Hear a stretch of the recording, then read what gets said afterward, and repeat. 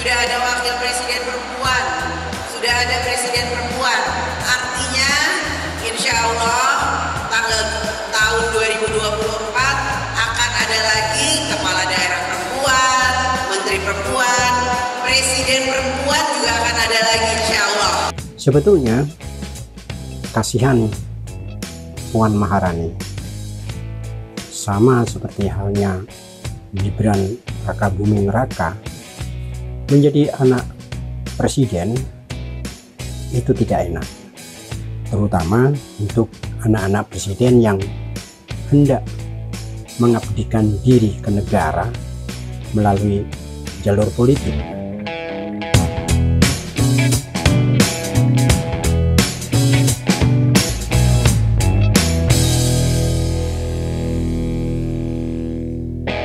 Saudara-saudara sebangsa dan setanah air, sedunia dan seakhirat, secapres ataupun tidak, jika beda jangan baper.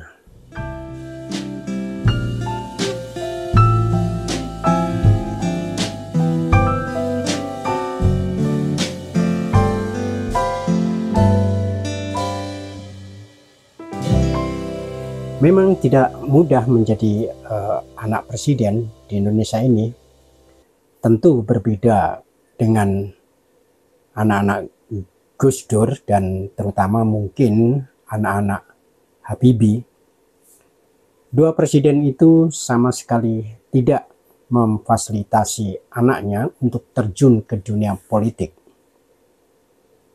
Jikapun ada Yeni Wahid ke ranah politik, orang tidak begitu mempersoalkan, lebih karena kepercayaan mereka pada Gus Dur, setidaknya karena mengenal karakter dan juga karisma Gus Dur. Coba bayangkan kalau misalnya Yeni Wahid anaknya Soeharto, dan itu tidak mungkin, namanya bukan Yeni Wahid tapi mungkin Yeni Soeharto.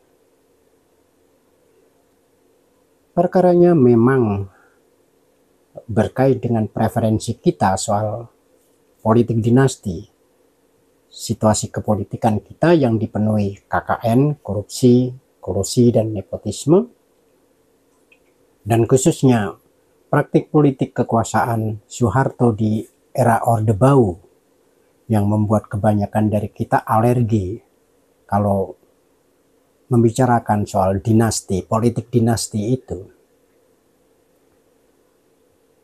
Walaupun sebenarnya bukan hanya di dunia politik, bahkan di dunia profesi pun, atau katakanlah di sebuah holding company pun, mereka yang meneruskan posisi orang tuanya cenderung dinilai rendah.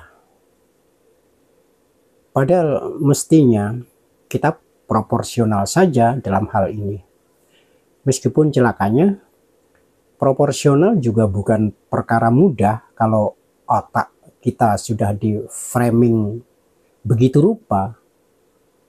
Susah, apalagi menurut pernyataan Sarwono Kusuma Atmaja, salah satu menteri zaman Soeharto, menteri yang jujur, yang jernih dan tidak kaya itu. Soeharto memang mempersiapkan anaknya. Anaknya Soeharto itu yang bernama Mbak Tutut untuk menjadi presiden.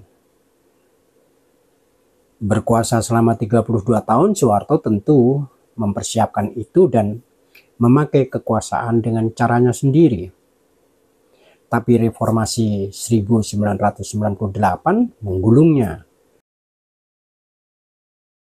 Memakai preferensi Soeharto itulah agaknya kebanyakan kita menjadi alergi mengenai anak penguasa, menjadi penguasa. Ya, bukan hanya dalam politik sekali lagi, melainkan juga dalam hal lainnya. Seperti misalnya memberi fasilitas dana, modal, kemudahan untuk anak-anaknya berbisnis. Ini masih mengutip Sarwono Kusuma Atmaja yang tentu harus dikonfirmasi lagi. Sementara itu, memakai ukuran zaman Orba dengan zaman sekarang tentu berbeda. Pada zaman sekarang, zaman pilpres langsung, dan pada era maraknya kabar bohong dengan teknologi komunikasi dan informasi, toh lahir presiden dari kelas anak bajang seperti Jokowi yang bahkan 2 kali berturut bisa mengalahkan wajah warisan bernama Prabowo Subianto yang pasti secara sosial dan politik di atas segala-galanya dibanding Jokowi. Yang tidak dipunyai Prabowo mungkin selain istri, ya kepercayaan publik yang ternyata lebih kecil dibanding yang diterima Jokowi. Di era pasca Soeharto kita juga bisa melihat anak bekas presiden pun, generasi baru militer Indonesia yang cemerlang sebetulnya, lulusan luar negeri, pinter, Inggrisnya juga bagus, toh kalah dalam pemilihan gubernur, kalah dalam putaran pertama, dikalahkan oleh sosok bernama Anies Baswedan waktu itu dan Basuki Cahayapurnama alias Ahok. Hal itu membuktikan dalam era sekarang di mana pengawasan langsung dari rakyat jelantah bisa secara masif, termasuk membuli lewat medsos. Ini menjadi berbeda jauh situasinya dibanding ketika ngomongin nama Soeharto saja pada waktu dulu, orang bisa blangkemen alias ya mendingan daripada repot persoalan kita lah, daripada repot hidup kita. Lagian kita mesti proporsional, apakah anak presiden atau yang berkuasa itu dalam aturan sekarang melanggar aturan hukum atau tidak, melanggar sistem hukum atau tidak dalam menjalani setiap proses-prosesnya, mau jadi politikus atau pengusaha. Itu saja yang harus dilihat. Jika tidak, ya kita sudah melakukan ketidakadilan. Sejak dalam pikiran kita untuk menghakimi orang tanpa persidangan, itu kan persis kelakuan Soeharto.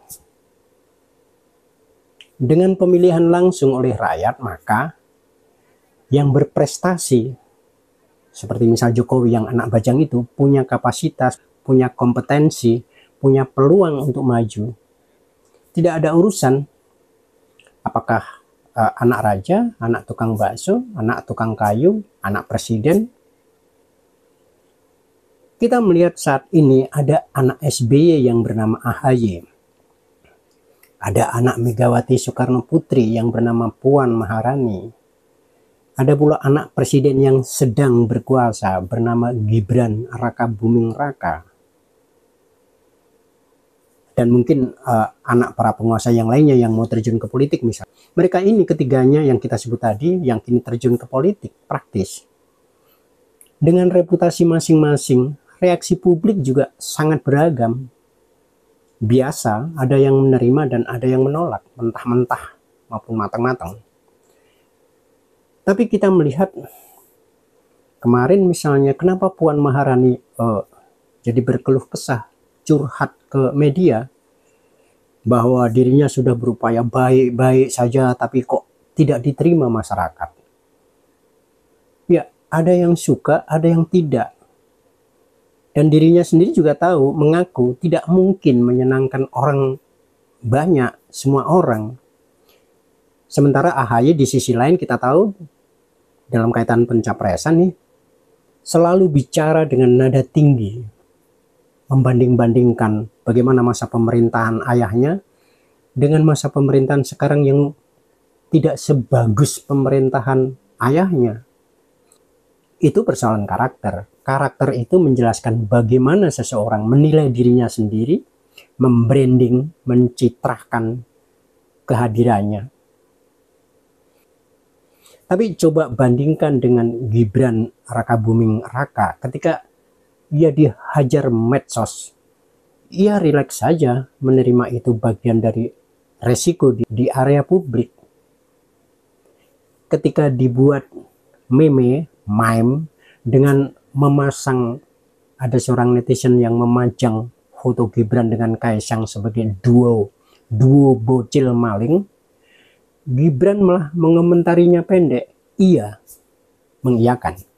Bahkan ketika berdua pernah diadukan ke KPK karena konon memakai dana korupsi, money laundering dan sebagainya. Tidak berlebihan dalam bereaksi. Ketika ada netizen yang mengatakan apa yang dilakukan Gibran sebagai pencitraan, para pembela Gibran ngamuk, hendak mengadukan ini ke ranah hukum. Tetapi Gibran justru menjawab di postingan yang menghina dirinya itu, menuding atau memfitnah dirinya itu memang pencitraan. Gibran tidak memantah. Jadi apa soalnya? Ya, kematangan mereka berhadapan dengan publik tentu dibangun dari karakternya. Tapi karakternya juga dibangun oleh sikapnya. Sementara sikapnya tentu terbangun dengan niatannya, orientasinya, pengertiannya, sensibilitas dan sensitivitasnya. Tergantung. Kalau niatannya tidak tulus hanya untuk pencitraan dirinya, itu menjadi sesuatu yang palsu alias framing yang tidak otentik. Dari sana publik akan bisa merasakan otentisitasnya, ketulusan dan keaslihannya ketika dia melakukan yang namanya baik dan dianggapnya benar itu. Jadi para calon pemimpin yang berperan, mungkin salah satunya belajarlah pada Gibran yang pernah menulis begini. Orang-orang optimis melihat bunga mawar bukan durinya, tapi orang-orang pesimis terpaku pada duri dan melupakan mawarnya. Gibran Raka Buming Raka, bukan, itu tadi kita ngomongin tentang karya Khalil Gibran.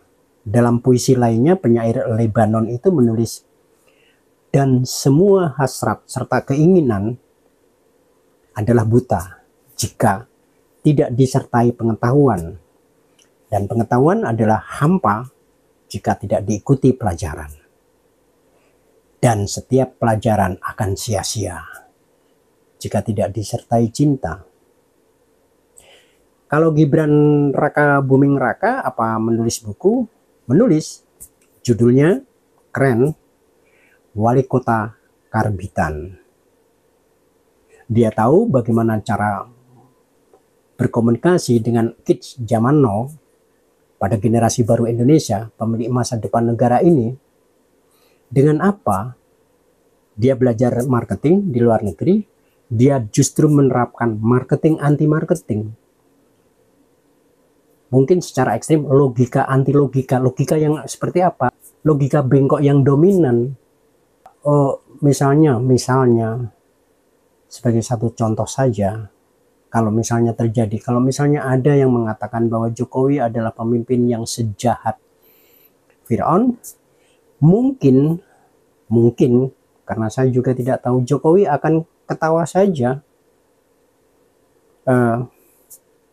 tidak akan mempersoalkan, karena itu adalah persepsi orang.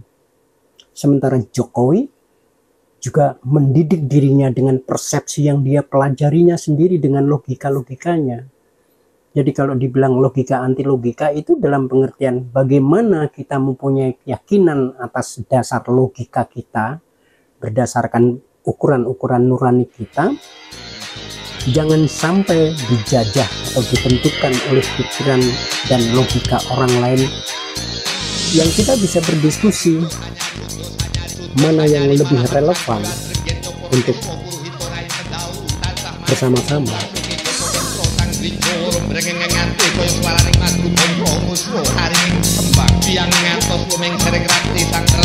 Aku